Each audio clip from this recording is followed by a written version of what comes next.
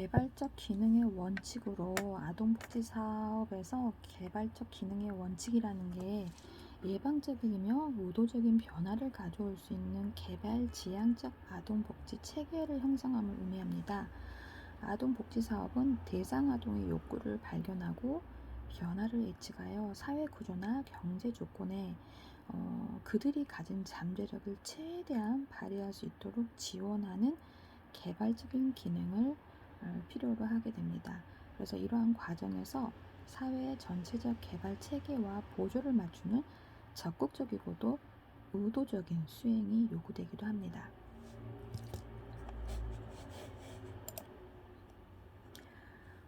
포괄성의 원칙은 네 번째로 하나의 전체성을 띤 인간으로서 그들이 관련된 모든 측면과 상호작용하는 가운데 건전한 성장과 발달을 도모하는 것입니다. 아동에게 기본 전제가 되는 모든 요소는 안정적 가정환경, 경제적 안정, 교육, 보건, 노동, 오락, 특수보호 이런 것들에 대해서 프로그램이라든지 서비스가 포괄적으로 제공되어야지 그 효과를 거둘 수 있다는 것입니다. 포괄성에 대한 부분으로 포괄성의 원칙을 설명하다 보니까 예전에 제가 근무했던 삼성 어린이집 소속의 삼성 아동교육문화센터라는 곳의 홈페이지를 찾아보시면 포괄적 보육 서비스라는 것들이 있습니다. 그래서 포괄적 보육 서비스가 뭐냐면 이렇게 사회복지사의 서비스의 과정이기도 한데요. 이제 결국은 그 아이를 발견하고 어떤 부분을 지원할 것인지에 대한 계획과 모니터링, 평가, 그리고 어떤 그 아이들의 요구하는 부분들을 되게 포괄적으로, 그래서 아동은 어떤 부분으로 지원하고 있고, 가족 지원 서비스는 어떻게 하고 있고, 지역사회 부모 서비스는 어떻게 하는지에 대한 부분을 사실 경험도 했고, 이런 부분들이 여러분이 근무할 수 있는 시설인 복지시설, 보육시설에서 거리가 멀지 않고 당연히 이루어졌던 부분이에요. 그래서 장애 통합 서비스라든지 또 이런 것들 나중에 이제 다른 수업에서 다룰 수도 있는 부분이지만 지금 우리가 이제 교재에서 다루고 있는 포괄성의 원칙에서 포괄적 서비스라는 이 단어가 굉장히 그냥 나온 단어가 아니라는 것이지요. 그래서 엄마랑 아빠랑 가족 지원 서비스를 어떻게 하는지 이런 구체적인 프로그램도 있고요. 4회기, 5회기 엄마 아빠가 참여해서 이런 효과를 얻었다는 것, 어떤 변화를 얻었다는 것들, 다음에 아동 지원 서비스, 그래서 이제 가명을 써서 그 아이를 만나고 아동 지원 서비스의 사례, 멘토링을 어떻게 하고, 소집단 사회정서 지원 활동을 어떻게 했고, 사회정서 증진을 위해서 미술치료 프로그램을 참여했고, 그 외에 지역사회 연계 언어치료, 가정 연계 지원, 분호 도서 릴레이, 세상을 향한 새로운 출발을 하기 위해서 아이를 어떻게 이 삼성이라는 데서 복지재단에서 이 포괄적 보육 프로그램을 했는지에 대한 부분을 조금 더 자세히 보실 수 있습니다. 이거는 제가 또 대면 수업 때 한번 이 사이트를 조금 더 자세히 여러분과 공유하는 시간을 가져보려고 하는데요. 지금 1주, 2주는 제가 추가로 촬영을 해서 부족분을 채웠는데 3주차, 4주차, 그러니까 9월 21일 거하고 9월 28일 날 부족했던 10분들이 부족해요. 그래서 이 부분들을 이따가 또 제가 추가 촬영을 해서 한번 살펴보는 시간을 가져보려고 합니다. 이거는 잠깐 앞 타임으로 넘기고 다시 우리 진도를 나가도록 하겠습니다.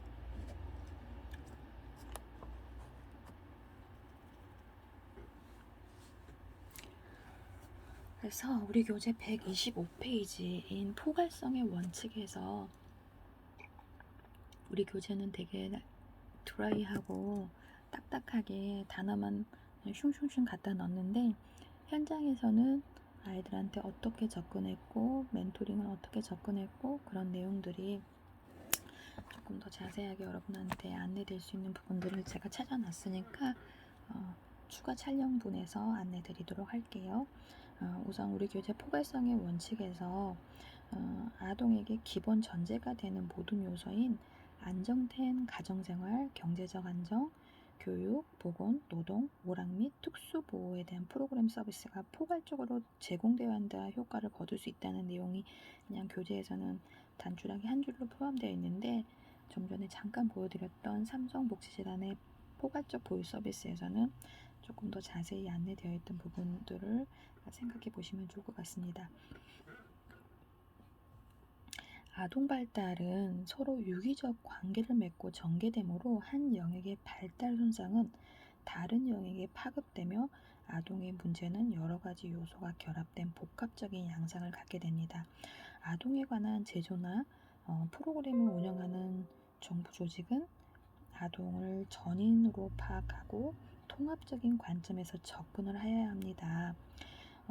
장애 아동의 사회적 자립을 위해서 의료를 재활한다거나 교육을 한다거나 심리를 재활한다거나 직업을 재활하는 종합적으로 제공되어야 하는 부분은 결국은 각 관련 분야마다 상호 유기적인 협조와 이해가 필요하겠지요. 서비스의 포괄성을 달성하기 위해서는 한 사람의 전문가가 여러 문제를 다루는 일반화의 접근 방법이 있고 또는 각각 다른 전문가가 각각의 문제를 다루는 전문화 접근 방법이 있습니다. 그래서 전문가들은 집단 접근 방법을 통해서 아동의 문제를 해결할 수도 있고 그 밖에 복합적이고 다양한 문제를 가진 개인의 문제를 해결하는 데 있어서 한 전문가가 책임을 지고 아까 보여드렸던 멘토링 같은 경우가 한 전문가 책임을 지는 부분이겠죠. 그래서 계속적으로 필요한 서비스와 전문가를 찾아 연결시켜주고 적절한 서비스를 받을 수 있도록 관리해주는 사례 관리 방법이 되겠습니다. 다섯 번째로 전문성의 원칙이 있는데요. 아동의 욕구나 사고 및 행동 문제 등에 관한 전문적 지식이나 기술 없이 아동의 문제를 해결하는 것은 쉽지 않습니다. 아동의 건전한 성장과 발달을 돕기 위해서는 전문기구와 전문 인력이 필요합니다.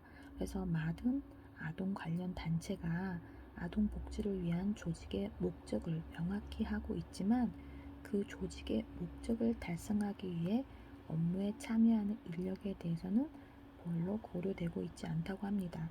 조직 자체를 위한 행정 운영에만 중점을 둘 뿐 아동 프로그램의 기획과 실천을 위한 전문직, 지도자에 대한 관심은 상대적으로 부족한 실정입니다.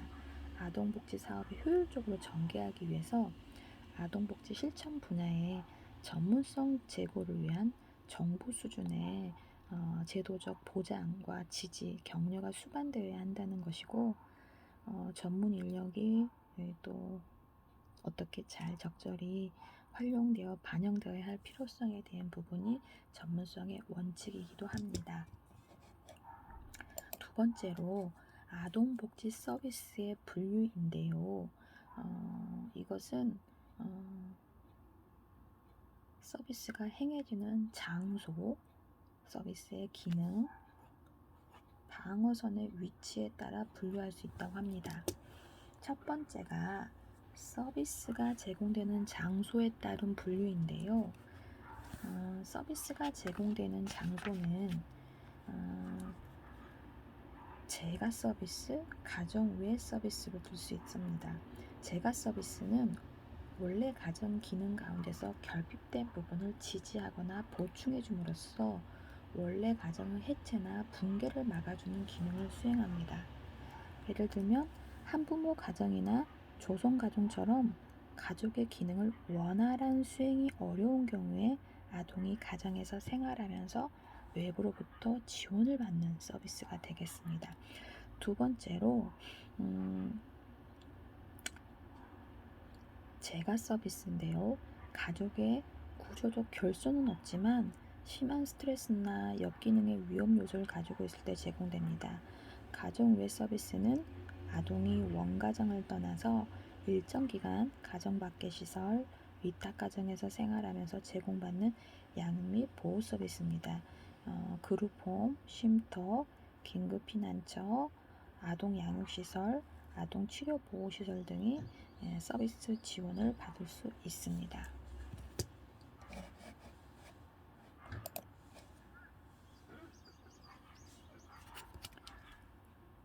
서비스 기능에 따른 분류로는 첫 번째로 지지적 서비스인데요.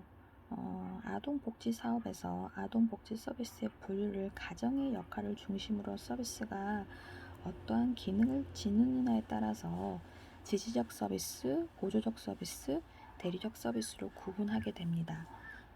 지지적 서비스는 가족 구성원 간의 관계를 회복시키고 성장시키기 위해 기본적으로 다루어져야 하는 서비스이며 아동 문제를 대처하는 1차 방어선입니다. 그래서 지지적 서비스는 가족 관계에서 부모와 아동이 각자의 책임을 효율적으로 수행할 수 있도록 능력을 지원해주고 강화해주기도 합니다. 그래서 지지적 서비스에는 개인적 면접을 통한 개별 사회 사업, 문제 아동 행동 지도 치료, 가족 치료, 부모 교육, 지역사회 프로그램 등이 있습니다. 지지적 서비스는 아동이 속해 있는 원 가정의 구조가 붕괴되지 않으면서 그 가정이 원활하게 기능할 수 있도록 다양한 차원에서 지원하는 아동복지 서비스의 예방적인 접근 방법입니다.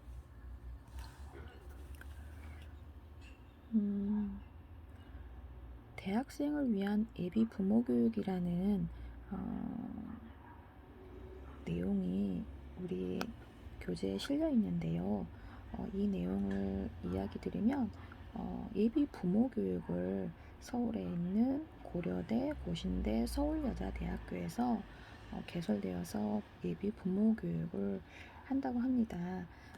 우리나라의 치열한 입시전쟁으로 인해서 중고등학교 때 이미 부모 교육을 실시하는 건 실제로 어려운 상황인데 그 실효성을 기대하기도 어려운 상황이었다고 합니다. 그래서 현실에 비춰볼 때 가장 적절한 예비 부모 교육 대상은 대학생이고 대학생을 정서적으로 더 성숙한 상태일 뿐만 아니라 결혼이라는 사건이 구체적으로 가시화되는 시점이기 때문에 실효성을 거둘 수 있고 그래서 우리나라 대학 가운데서도 고려대, 고신대, 서울여자에서 예비 부모 교육이라는 공통적으로 자녀의 발달에 따른 부모의 역할과 부모 교육 같은 이론, 또 프로그램, 또 가족관계 전반에 대한 내용을 포괄하고 있습니다. 예비 부모 교육을 통해 부모가 그릇된 생각을, 인식을 바로잡고 자녀 양육에 대한 지식을 습득함으로써 자신에 대한 성찰과 보다 성숙한 인간으로서 성장해 나가는데 도움을 받을 수 있는 것이 예비 부모 교육을 설명드렸고요. 두 번째로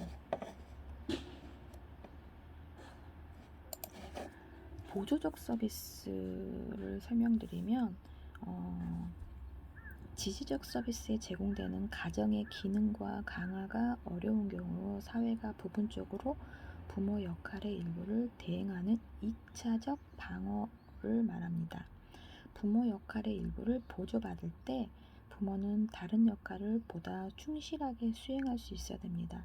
그래서 보조적 서비스는 소득보장 프로그램, 보육사업, 보호사업, 가정조성사업, 홈메이커 서비스 등이 포함된다고 합니다.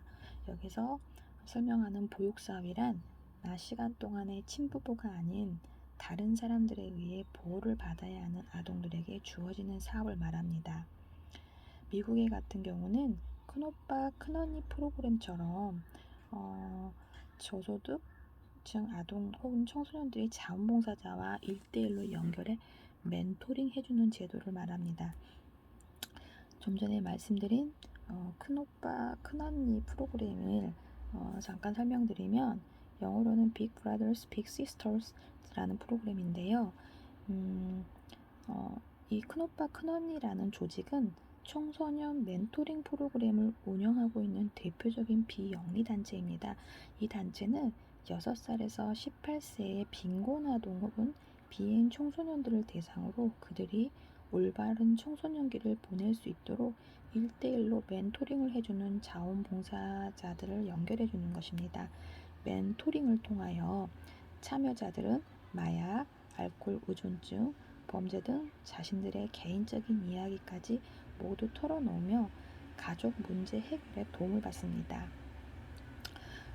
1995년도의 연구에 의하면 참여자들은 1대1 멘토링을 통해서 학업에 대해 자신감이 높아졌고 가족 간의 상호관계가 증진되었으며 학교 결석률이 52%나 감소된 것으로 나타났다고 합니다. 그래서 큰언니 큰오빠 프로그램은 미국의 지역사회 청소년 범죄 예방에도 많은 영향을 주고 있는 멘토링 1대1 연결 프로그램이기도 합니다. 보육사업이라는 게 아동이 학대나 유기를 당하는 상황에서 이웃, 지역사회에 아동을 가족으로부터 분리하여 일시적으로 보호하는 사업을 말합니다.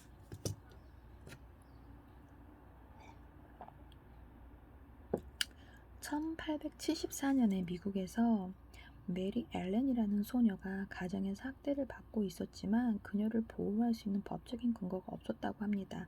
그래서 미국 동물학대예방협회에서 도움을 요청하여 학대에서 구제하였고 그 후 아동학대 방지협회가 발족이 되었고 그 이후로 1962년 피학대 증후군이라는 이름으로 학대받는 아동을 명명함으로써 아동학대에 대한 논의가 본격적으로 이루어졌다고 합니다. 그래서 피학대 증후군의 주요 특징은 정서적으로 불안해하며 사람을 대하는 것을 꺼리는 것. 그래서 보호사업은 이러한 아동들을 일시적으로 보호해주는 역할을 수행하는 것입니다. 세 번째로 대리적 서비스인데요. 대리적 서비스란 부모가 아닌 제3자가 부모의 역할을 전부 떠맡은 경우를 말합니다. 부모의 사망, 경제적 파산 등으로 아동의 원 가정이 장유 양육 기능을 상실한 경우 아동은 자신의 가정을 떠나서 다른 가족이나 양육자에 의하여 일시적 혹은 영구적으로 보호를 받게 되는 것입니다. 대리적 서비스에서 입양가정 위탁, 시설보호 서비스 등이 여기에 포함이 됩니다. 그래서 입양은 혈연과 관계없이 법률상 친자관계를 맺는 것입니다. 그래서 이런 과정에서 친부모가 가지고 있는 양육의 권리와 의무는 없어지고 양부모에게 이양되는 것입니다. 그래서 입양된 아동은 친자녀와 동등한 법적 권리를 갖게 되는 것입니다. 가정위탁은 가정에서 양육이 이루어지기 어려운 환경이나 시설 보호가 불가능 혹은 적절하지 못한 경우 일정 기간 동안 타인의 가정에서 대리 보호를 제공하는 것입니다. 그래서 가정위탁의 경우 서비스 대상 아동의 위탁 사유가 해소되는 상황에서 다시 원가정으로서의 복귀가 가능하기도 합니다.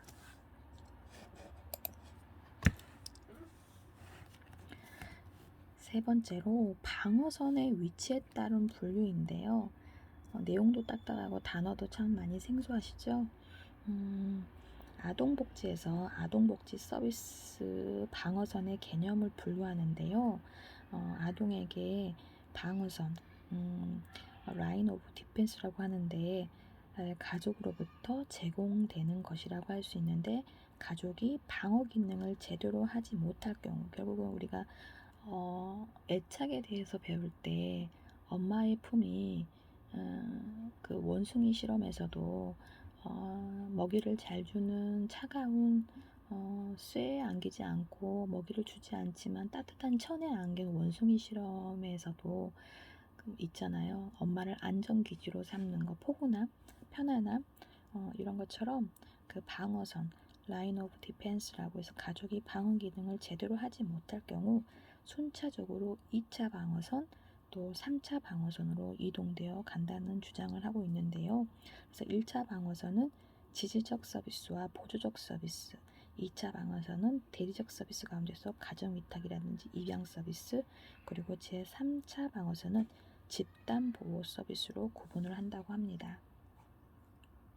그러니까 1차적으로 하는 방어가 그래도 조금 가족과 함께 하는 거, 그 다음에 가족과 함께 할 수 없지만 아이가 조금 더 선별되어 있는 입양 서비스를 간다는 것이고, 3차로는 1, 2차의 그런 부분에 대해서 상황에 따라서 이제 아이가 갈 수 있는 상황이 여의치 않을 때 집단 보호 서비스를 받는 부분이 있다는 것이지요.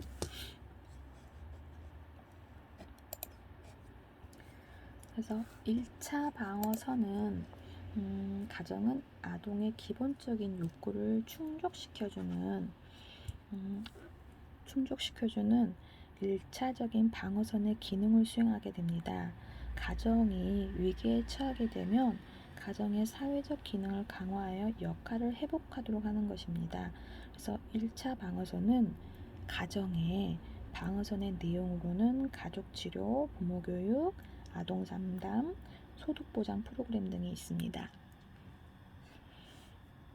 그렇다면 2차 방어선의 가장 기능이 정상적으로 수행되지 못했을 때 아동을 위해서 원가정과 가장 유사한 기능을 하는 다른 보호 장소를 아동에게 제공하는 것입니다. 그래서 구조화된 생활시설과 비교하면 구성력이 적고 가정 환경에 아주 가깝다고 볼 수 있습니다. 따라서 2차 방어선이 지역사회 안에서 자연스럽게 보호의 수단으로 활용되어야 한다는 부분이고, 대표적인 2차 방어선의 내용으로 대리가정 형태를 제공하는 가정위탁 서비스라든지 입양 서비스를 들 수 있습니다.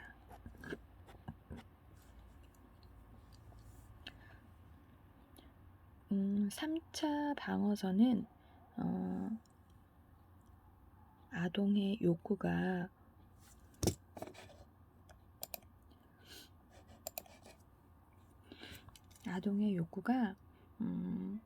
원가정, 대리가정에 의해서 충족될 수 없는 경우에 한하여 마지막 대안, 마지막이라니까 좀 그러네요. 마지막 대안으로 제공되는 집단 보호 서비스를 말합니다. 제3차 방어선은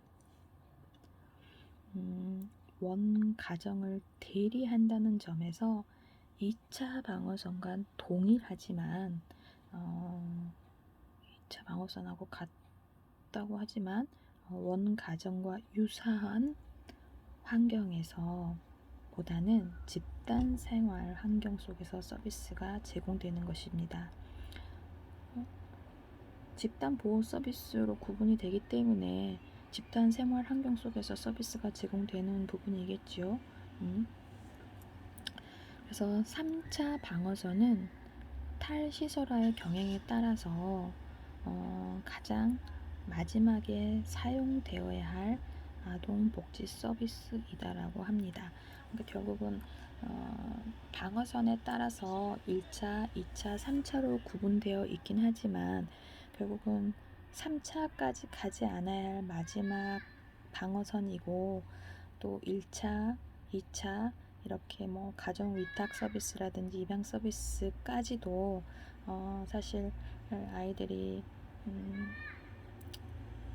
좋은 환경이지 않을 때 결국은 이제 3차까지 가게 되는데, 3차도 결국은 집단 시설에서 탈시설화의 경향에 따라서 마지막에 사용돼야 할 아동복지 서비스라는 부분이 좀 앞으로 우리가 어떤 부분을 노력해야 되는지를 설명해 주고 있는 것 같습니다.